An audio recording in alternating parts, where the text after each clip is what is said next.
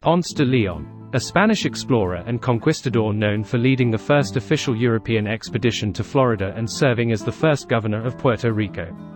On March 4, 1513, set forth on an expedition that he financed from Puerto Rico. On April 2, 1523 they landed on St.Augustine, which they called Florida.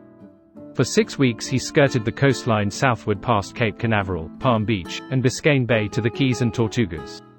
He then coasted up the west side of the peninsula as far as the modern city of Naples before turning back to Puerto Rico, where he arrived on September 21, 1513. Since he had discovered this country of lavish landscape and beautiful beaches, he was entitled to name it. He named it La Florida, or Place of Flowers.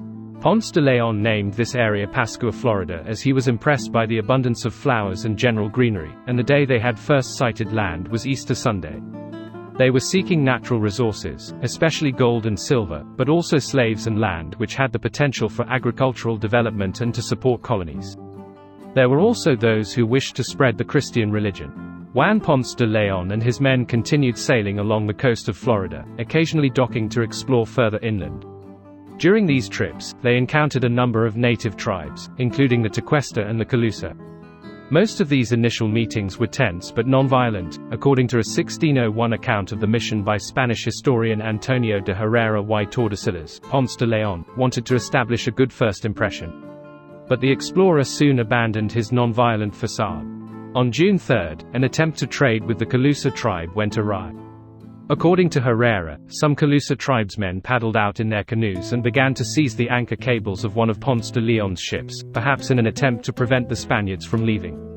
In response, Ponce de León's men captured 4 Calusa women and smashed 2 of the tribe's canoes. The next day, the Calusa retaliated by sending many more canoes to surround the Spanish vessels, leading to a full-on battle. 1 Spaniard and several Calusa were killed in the fight, and 4 more Calusa were captured. This battle was just one of Juan Ponce de León's several destructive encounters with the native tribes during his initial exploration of Florida. It foreshadowed his own violent death 8 years later.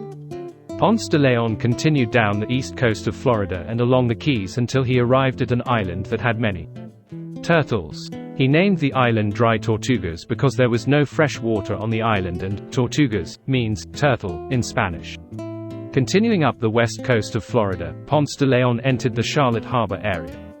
As he and his men explored inland for wood and fresh water, they saw the Calusa tribal village at Mound Key.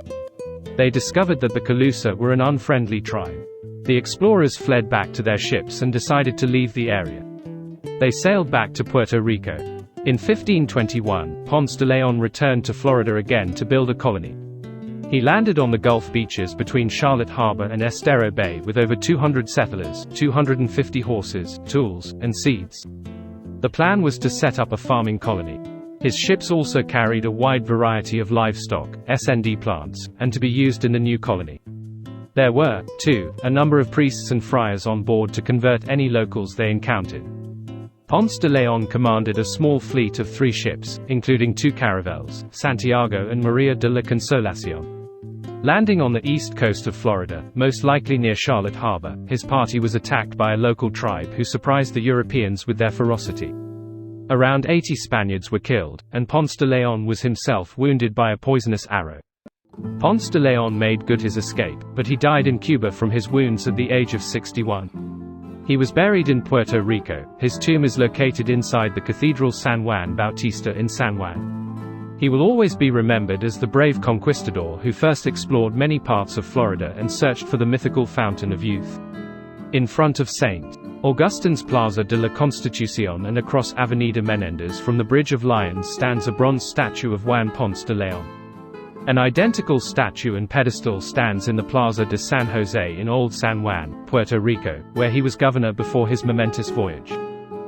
In 1888, co-founder of Standard Oil and railroad magnate Henry Flagler opened his luxurious hotel Ponce de León. Designed in the Spanish Renaissance style, the building and grounds of the hotel are today a part of Flagler College.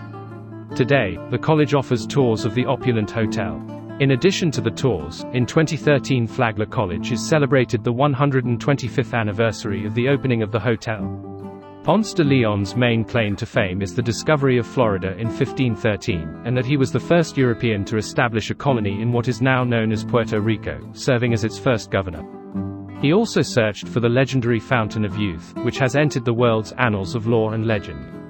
However, Ponce de Leon also left a legacy of death and destruction among the native population. It was not until 1565, over 4 decades later, that Spain was finally able to construct a permanent settlement in Florida.